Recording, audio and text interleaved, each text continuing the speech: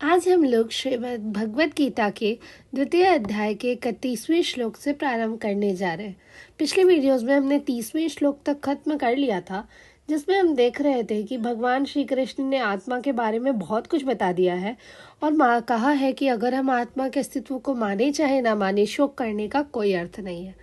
जिसके पश्चात ओम श्री परमात्मने नमः अथ द्वितीयोऽध्यायः श्रीभगवानुवाच स्वधर्ममपि चावीक्ष्य न विकम्पितुमर्हसि धर्म्याद्धियुद्धात् श्रेयो अन्नक्षत्रियस्य न विद्यते।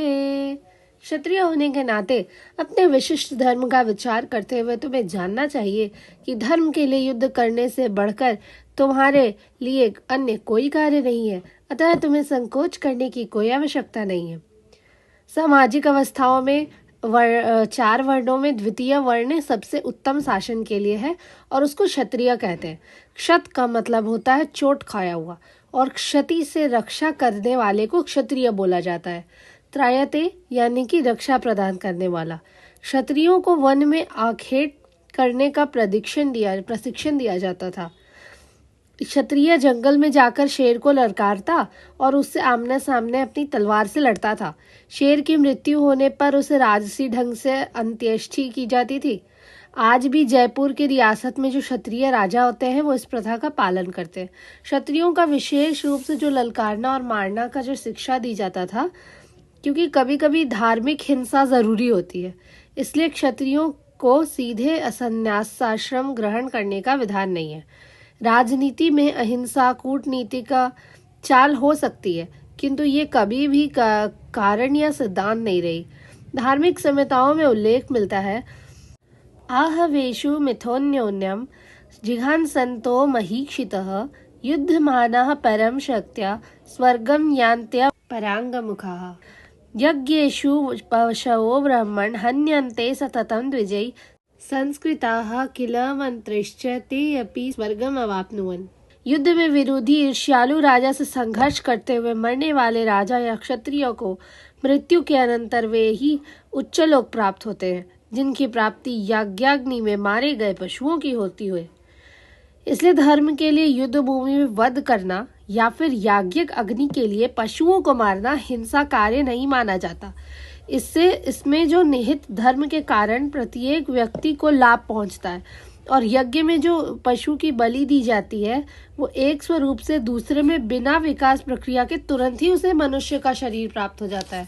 जैसा कि हमें पता है कि एक पशु एक इंसान को गलत कर्म करने के बाद 84 लाख योनियों में भटक के मनुष्य का शरीर मिलता है। यदि उन 84 लाख योनियों का उसका पहला जीवन ही क्यों ना हो, अगर उस पहले जीवन में ही उसे यज्ञ में बलि दे दी जाए तो उसे तुरंत ही शरीर मिल जाता है मनुष्य का। इसी तरह युद्ध में जो क्षत्रिय मारे जाते हैं उनको भी किसी ब्राह्मण के मरने पर जो स्वर्गलोक प्राप्त होता है उसे भी स्वर्गलोक ही मिलता है। स्वधर्म दो प्रकार के होते हैं। जब मनुष्य मुक्त नहीं होते तब मुक्ति प्राप्त करने के लिए जो धर्म के अनुसार शरीर के लिए कर्तव्य करने होते हैं। जब वो मुक्त हो जाता है तो उसका विशेष कर्तव्य या स्वधर्म आध्यात्मिक हो जाता है और देहात्म बुद्धि में नहीं रहता। जब तक देहात्म बुद्धि है तब तक ब्राह्मण या फिर क्षत्रियों को अपना धर्म अवश्य निभाना है। स्वधर्म का विधान भगवान से होता है। शारीरिक स्तर पर स्वधर्म को वर्णाश्रम धर्म या फिर आध्यात्मिक बोध का प्रथम सोपान कहा गया है।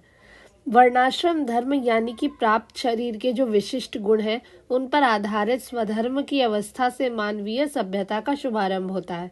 वर्णाश्रम धर्म के अनुसार किसी कार्य क्षेत्र में स्वधर्म को निर्वाह करने से जीवन के उच्चतर पद का प्राप्त किया जा सकता है। जिसके पश्चात यदृच्छया चोपपन्नम स्वर्गद्वारमपावृतं सुखिनः क्षत्रियाः पार्थ लभन्ते युद्धमीदृशम्। हे पार्थ, वे क्षत्रिय सुखी हैं जिन्हें ऐसे युद्ध के अवसर अपने आप प्राप्त होते हैं जिससे उनके लिए स्वर्ग लोक के द्वार खुल जाते हैं।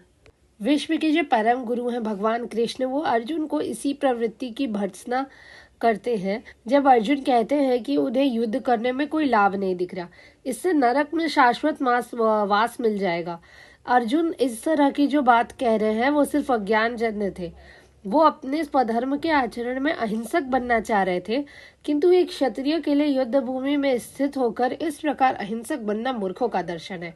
पराशर स्मृति में व्यास देव के पिता पराशर ने कहा है, क्षत्रियो ही प्रजारक्षण शस्त्र पाणी प्रदंडयन निर्जित्य पर सैन्यादि क्षितिम धर्मेण पालयित। क्षत्रिय का धर्म है कि वो सभी क्लेशों से नागरिकों की रक्षा करे, इसलिए उसे शांति तथा व्यवस्था बनाए रखने के लिए हिंसा करनी पड़ती है। इसलिए उसे शत्रु राजाओं के सैनिकों को जीतकर धर्म पूर्वक संसार पर राज्य करना चाहिए। अगर हर पक्षों पर विचार करें तो अर्जुन को युद्ध से विमुख होने का कोई कारण नहीं था। अगर वो युद्ध जीतते, शत्रुओं को के ऊपर जीतते तो राज्य मिलता, और अगर हारते तो स्वर्ग मिलता। दोनों ही तरह से उन्हें लाभ होता। धन्यवाद। आज के लिए बस इतना ही। हम लोग आगे के श्लोक अगली वीडियो में करेंगे। तब तक के लिए जय श्री राधे कृष्ण।